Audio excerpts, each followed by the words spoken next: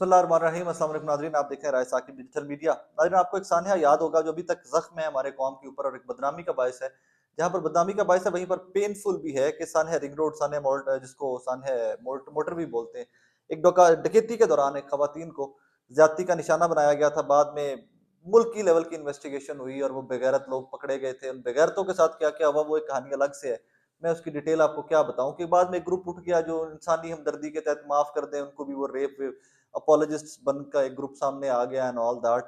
खैर उसमें मैं क्या कहूँ आपको, अभी तक मुझे ज़ाती तौर पे ये लगता है कि रेप और इस तरह की जो घिनौनी हरकतें हैं, ये किसी इंसान की रूह के ऊपर जख्म नहीं देते, ये खानदानों के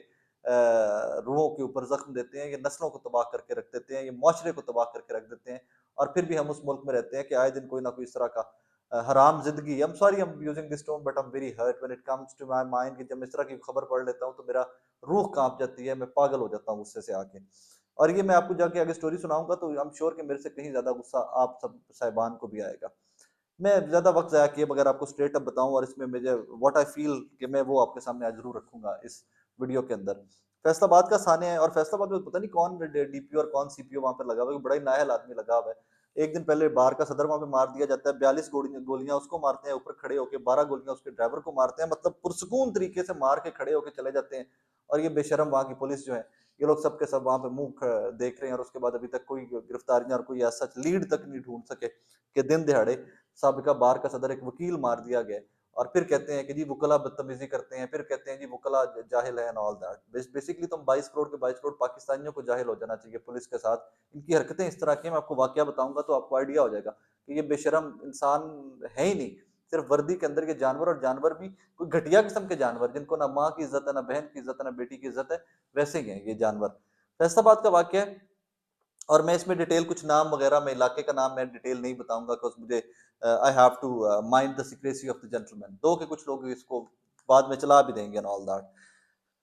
28 और 29 दिसंबर की रात का नाजरीन वाकया है, ये 2022 की जो भी चंद दिन पहले गुजरी है, 15 दिन पहले। 28 और 29 दिसंबर की रात का वाकया है फैसलाबाद के नवाही इलाके में। एक डेरे के अंदर एक जमींदार है और जमींदारों के पास, बेचारों के पास, हमारे पास इज्जत ही तो होती है, और वो भी कुत्ते के बच्चे बेशरम लोग वो इज्जत भी किसी की छीन कर लेंगे। 28 और 29 दिसंबर की रात को 6 डाकू एक डेरा है नवाही इलाके में फैसलाबाद के, उस डेरे के ऊपर डकैती की नीयत से आते हैं, वहां पर लूट मार करते हैं, वहां पर जितने लोग मौजूद थे उनको बांध देते हैं, टॉर्चर का निशाना बनाते हैं। और लूट मार करने के बाद जब उनका दिल नहीं भरता तो वो सोचते हैं कि यार कुछ इस तरह का जख्म छोड़कर जाया जाए इस खानदान के ऊपर कि जो सदियों याद रहे, इनको, इनकी नस्लें भी आने वाली याद रखें कि कोई डकैत आया था। अब यहाँ पर मेरा थोड़ा सा डिफरेंट पर्सपेक्टिव है, मैं जिम्मेदार हूँ खुद, I understand couple of things. ये प्लान करके रेप किया गया था, ये डकैती सिर्फ बनाई गई थी, डकैती का वाकया सिर्फ बनाया गया था, मेरी जाती राय है, मैं हो सकता है गलत हूँ, इन्वेस्टिगेशन में आगे चलकर पता चलेगा तो फिर आइडिया होगा। 6 डाकू हैं, 4 खवातीन इस घर के अंदर मौजूद हैं, उन 4 खवातीन, बदकिस्मत खवातीन में से 2 सगी बहनें मौजूद हैं, उनको डाकू आते हैं, उनको बांध देते हैं, पहले मारते हैं, घर में मार लूट करते हैं, डकैती करते हैं। उसके बाद जब उनका दिल नहीं भरता डकैती करने से भी, उनको लगता है कि शायद हमारा अभी टास्क मुकम्मल नहीं हुआ, गालिबन टास्क इस पे इन्वेस्टिगेशन होगी, तो आई हैव दिस डाउट कि ये टास्क देकर उनको भेजा गया था कि तुम्हें खानदान में को निशाने इबरत बनाना है, दुनिया के सामने उनको जलील करके रख देना है। तो भाईजान, इन 4 खवातीन के साथ गैंग रेप किया जाता है। एक मोटरवे वाला वाकया था जो रिपोर्ट हुआ था सफर के दौरान एंड ऑल दैट, उस पर दुनिया कांप गई थी, पूरी दुनिया के अंदर पाकिस्तान के मुंह पर फिटे मुंह को अटलांते पड़ी थी कि तुम किस किस्म की कौम हो कि बच्चों के सामने डकैतों ने इस बच्ची, उस माँ का, उस औरत का रेप किया एंड ऑल दैट एंड वो व्हाट नॉट। और अब ये 4 खवातीन हैं जिनमें से 2 सगी बहनें हैं और 6 जानवरों ने, मेरे पास लफ्ज भी नहीं होता, मुझे लगता है जानवर बहुत महजब है हमसे, उनमें भी माँ बहन बेटी की तमीज है। तो जब मैं इनको कोई गाली भी देता हूँ तो मुझे समझ नहीं आता, इन्होंने गाड़ मुझे की केटा। जानवर हमसे बहुत महजब होते हैं। इन 6 इंसान के अंदर शक्ल के अंदर शैतान या कुछ जो बड़े से बड़ी गाली दे सकते हैं आप मेरी तरफ से, वो इनको खुद से दे लीजिए, उसको 10 से मल्टीप्लाई करके दे लीजिए। इन 6 लोगों ने 4 खवातीन को ज्यादती का निशाना बनाया, रेप किया इनका। और उसके बाद जो कुछ थोड़ा बहुत वहां पर जिम्मेदारों में से कौन से हीरे और वहां से सोना मिल जाना था, जवाहरात मिल जाने थे, जो थोड़ा बहुत मिला होगा कुछ लेकर वो वहां से चले गए।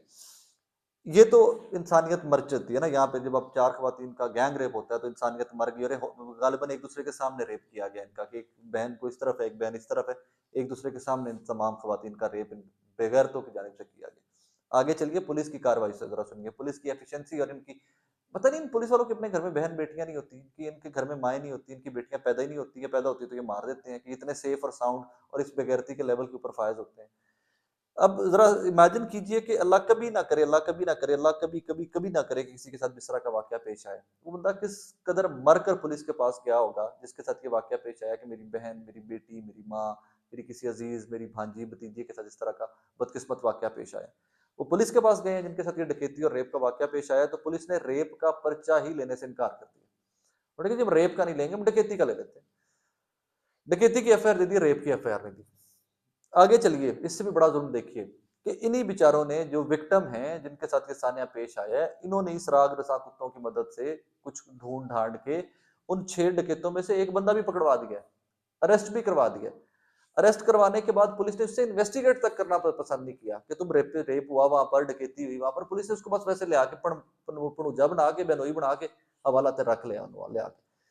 प्रेशर बढ़ना स्टार्ट हुआ होगा, लोकली डिस्कशन स्टार्ट हुई होगी कि रेप है एंड ऑल दैट। तो उसके बाद पुलिस ने डकैती वाली रेप वो एफआईआर के साथ रेप की एफआईआर दे दी कि जी हाँ रेप हुआ होगा, और ये कहते हैं जी रेप हुआ, तुम रेप की एफआईआर भी दे।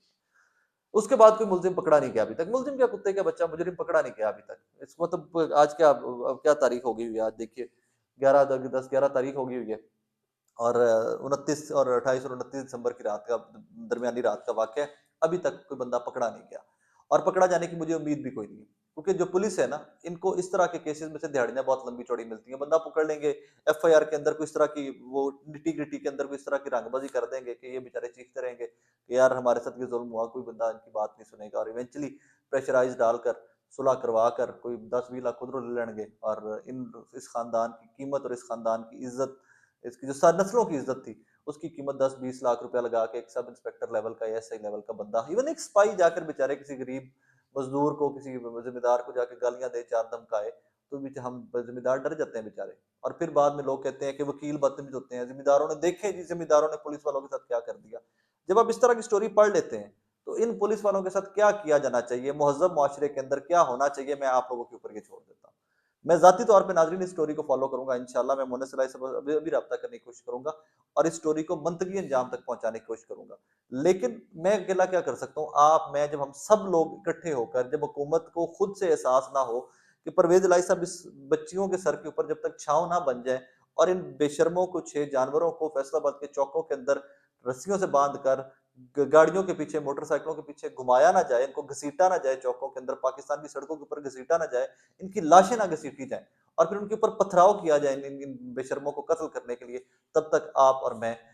इंसान के बच्चे नहीं बन सकते, तब तक पाकिस्तानी कौम जो है, ये इस तरफ नहीं जा सकती कि हम मुहज़्ज़ब कौम कहला सकें, या इस कौम के अंदर हमारी माएँ, बहनें, बेटियाँ कोई बेहतर ज़िंदगी गुज़ार सकें। एक स आखिर में मुझे सिर्फ़ यही याद आता है कि आपको पता है, इस्लाम जब आया था, हज़ूर पाक सल्लल्लाहु अलैहि वसल्लम जब तशरीफ़ लाए दुनिया के अंदर, और जब टीचिंग स्टार्ट हुई एंड ऑल दैट, तो अरबों के बारे में क्या बताया जाता था कि उस कल्चर के अंदर माँ, बहन, बेटी की इज़्ज़त नहीं थी, बेटियाँ दफ़ना दी जाती थी। तो आज आपने भी ये 6 की 4 बेटियाँ इन 6 जानवरों ने दफ़ना दी ना, हमेशा के लिए दफ़ना दी ये 4 बेटियाँ। तो उस ज़माने के जाहिलों में, इस्लाम आने से पहले और आज आप में और मुझ में फ़र्क क्या है? ये सवाल मैं आपके लिए छोड़ के जाता हूँ, और बाकी इस सारी कार्रवाई के अंदर मैं इंशाल्लाह कोशिश करूँगा कि मैं वहाँ फैसलाबाद खुद भी चक्कर भी लगाऊँ, और मैं वो जो पुलिस वाले इन्वॉल्व्ड है ना, जिन्होंने एफआईआर लेने से इनकार किया था पहले चंद दिन, मैं उनकी तस्वीरें निकाल कर आप लोगों के सामने रखूँ, ताकि शर्म और लानत जो है बाय फेस भेजी जाए,